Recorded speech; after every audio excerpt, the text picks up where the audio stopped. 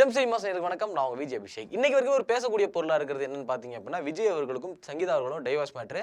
இதுக்கு முன்னாடி வந்து பார்த்தோம் அப்படின்னா, இந்த கேஸ் வந்து நேத்து நடக்க போறதா இருந்தது. ஆனா அந்த கேஸ வந்து இப்போ வந்து ஜூன் 15 தள்ளி வச்சிருக்காங்க.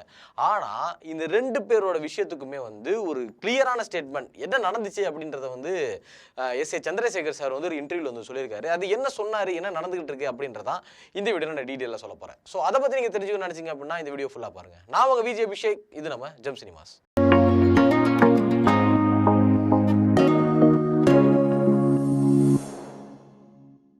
அதாவது வந்து விஜய் சாருக்கு வந்து ஒரு மதிப்பு, ஒரு பெயர் வந்து ஒரு கெரியரோட உச்சத்துல இருந்தாரு. அது மட்டும் இல்லாம அவருக்கு ஒரு நல்ல பேர் இருந்தது அப்படின்னு சொல்லலாம். ஆனா இந்த பேர் எல்லாமே இப்ப டேமேஜ் ஆயிருக்கு அப்படின்னு பாத்தீங்க அப்படின்னா ஒரே விஷயம், என்னதான் வந்து ஏகப்பட்ட விஷயங்கள் சொல்லியிருந்தாலும் இந்த ஒரு விஷயத்தினால தான் வந்து மக்கள் எல்லாமே நம்பிக்கை இழந்திருக்காங்க அப்படின்னு சொல்லலாம். அது என்னன்னு பாத்தீங்க அப்படின்னா சங்கீதா அவர்கள் கொடுத்த இந்த ஒரு மேட்டர். என்ன சொல்லியிருக்காங்க அப்படின்னு பாத்தீங்க அப்படின்னா இப்போ வந்து டிவோர்ஸ் வந்து அப்ளை பண்ணியிருக்காங்க. அவங்க சொல்றப்பவே வந்து ஒரு முக்கியமான காரணத்தை அந்த இடத்துல வச்சிருக்காங்க. என்னன்னு பாத்தீங்க அப்படின்னா அதாவது விஜய் அவர்கள் வந்து ஒரு நடிகையோட வந்து அஃபேர்ல இருக்காரு, அதாவது கள்ள தொடர்புல இருக்காரு அப்படின்னு சொல்லி ஒரு ஸ்டேட்மெண்ட் ஒன்று கொடுத்துருக்காங்க. இதை பார்த்துக்கணும் எல்லாரும் கொந்தளிக்க ஆரம்பிச்சிட்டாங்க. அது எப்படி விஜயை பத்தி எப்படி சொல்லலாம், எங்க தலைவர் ஒன்றும் அப்படிலாம் கிடையாது அப்படின்னு சொல்லி ஒரு போராட்டம் ஒன்று நடந்துகிட்டு இருந்துச்சு.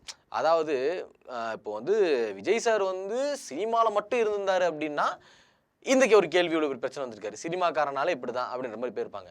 ஆனால் இப்போ ஒரு அரசியலுக்கு வந்ததுனால தான் இது வந்து இப்போ ஒரு பேசும் பொருளாக இருக்குது. இப்போ நம்மளே பேசிட்டு இருக்கோம்னு வச்சுக்கோங்களேன். இப்போ இதை ஏன்னா இப்போ சினி இண்டஸ்ட்ரியில் பார்த்தோம் அப்படின்னா ஏகப்பட்ட பேருக்கு டிவோர்ஸ் நடந்திருக்கு. இப்போ ரீசெண்டாக கூட ரவி மோகன் அவர்களுக்கும் அவரோட ஒய்ஃபுக்கும் நடந்துச்சு. அப்புறம் தனுஷ் சாருக்கு நடந்துச்சு. அப்புறம் வந்து ஏஆர் ரகுமான் சாருக்கு நடந்துச்சு.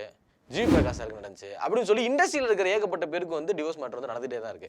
ஆனால் இவனால அதை ஒத்து நம்ம பேசுகிறோமா பார்த்தோம் அப்படின்னா இல்லை. இப்போ இதை பற்றி மட்டுமே நம்ம அதிகமாக பேசிட்டு இருக்கோம். என்ன காரணம் பார்த்தீங்க அப்படின்னா அவர் வந்து அரசியலை குதிச்சாரு. அதாவது சங்கீதா அவர்கள் வந்து இந்த மாதிரி ஒரு நடிகையோட அவர் வந்து தொடர்பில் இருக்காரு, இது வந்து எனக்கு பிடிக்கல அப்படின்னு சொல்லி சொன்னதுக்கு அப்புறம் இது வந்து ஸ்மூத்தாக முடியும், இது வந்து ஒரு பொய் ஸ்டேட்மெண்ட், திமுகவோட சதி அப்படி இப்படின்னு சொல்லி ஒரு செட் ஆஃப் ஃபேன்ஸ் வந்து சொல்லிட்டு இருந்தாங்க. ஆனால் அதுக்கப்புறம் விஜய் அவர்கள் என்ன பண்ணாருன்னு பார்த்தீங்க அப்படின்னா ஏஜிஎஸ் அவங்களோட கல்யாண ஃபங்க்ஷனில் வந்து பார்த்தோம் அப்படின்னா த்ரிஷா அவர்களோட ஒரே ஆடையில், அதான் ஒரே ஆடைனா ஒரே கலர் ஆடை போட்டுட்டு வந்து ஒரே காரில் வந்து வந்தது வந்து ஆமாம் இது வந்து உண்மையான ஸ்டேட்மெண்ட் தான் அப்படின்னு சொல்கிற மாதிரி ஸ்டேட்மெண்ட் கொடுக்குற மாதிரி இருந்துச்சு. இந்த இடத்துல வந்து மக்கள் எல்லாருமே ஒரு மாதிரி அதிர்ச்சி அடைஞ்சாங்க அப்படின்னே சொல்லலாம். அதாவது இப்போ நம்ம பொலிட்டிக்கல் ரீதியாக பேசினாலுமே இப்போ வந்து ஒரு செட் ஆஃப் ஓட்டு வந்து குறையுது அப்படின்னு பார்த்தோம் அப்படின்னா அதுக்கு வந்து ரீசன் வந்து இதாக தான் இருக்குது இல்லையா. இப்போ வந்து இந்த மாதிரி ஒரு பிரச்சனை ஒன்று போயிட்டு இருக்கு. இந்த பிரச்சனை வந்து பார்த்தோம் அப்படின்னா கோர்ட்டு வந்து ஏப்ரல் 20ஆம் தேதி வந்து விசாரிக்க போகிறதா சொல்லியிருந்தாங்க. ஆனால் 20ஆம் தேதி வந்து சேஞ்ச் பண்ணிட்டாங்க. ஏன்னா இப்போ எலெக்ஷன் வருது, பிரச்சாரம் பண்ண வேண்டிய வேலைகள்லாம் இருக்குது அப்படின்றதுனால டேட் வந்து சேஞ்ச் பண்ணாங்க. எப்படின்னு பார்த்தீங்க அப்படின்னா ஜூன் 15ஆம் தேதி. இப்போ ஜூன் 15ஆம் தேதி நடக்குமா நடக்காதான்னு சொல்லி சந்தேகம் உங்களுக்கு வேணவே வேணாம். ஏன்னா ஜூன் 15ஆம் தேதி வந்து ஏதோ வீடியோ கால் மூலமாக நடக்க போகிறதா ஒரு தகவல் ஒன்று வந்திருக்கு. இப்போ வீடியோ கால் மூலமாக அது நடக்குது அப்படின்னா கண்டிப்பாக இதுக்கான ஒரு முடிவு வந்து ஜூன் 15ஆம் தேதி தெரிஞ்சிடும். அதாவது திடீர்னு வந்து பார்த்தோம் அப்படின்னா இப்போ இந்த ஒரு அரசியல் பயணமாக இருக்கட்டும், அதாவது குடும்ப பிரச்சனையாக இருக்கட்டும், எல்லாமே வந்து வெளியே வந்ததுக்கு அப்புறம் எல்லாருமே வந்து ஆகாயது என்னடா இது பிரச்சனை அப்படின்ற மாதிரி தலையை பேச்சுக்க ஆரம்பிச்சோம். இதே நேரத்தில் இவங்க வந்து சுமூகமா பேசி முடிச்சிட்டாங்க. அதாவது சங்கீதா அவர்களுக்கு வந்து இவங்க வந்து ஜீவனாம்சம் கொடுத்துட்டாங்க அப்படின்னு சொல்லி எல்லாருமே பேசிட்டு இருந்தாலும் எதுவுமே இன்னும் ஆதாரப்பூர்வமும் உண்மை ஆகலை. அப்படின்றப்போ இந்த கேஸ் வந்து இன்னுமே வந்து கோர்ட்டில் தான் இருக்குது. ஸோ கோர்ட்டில் வந்து இந்த பிரச்சனை வந்து போயிட்டு இருக்கு.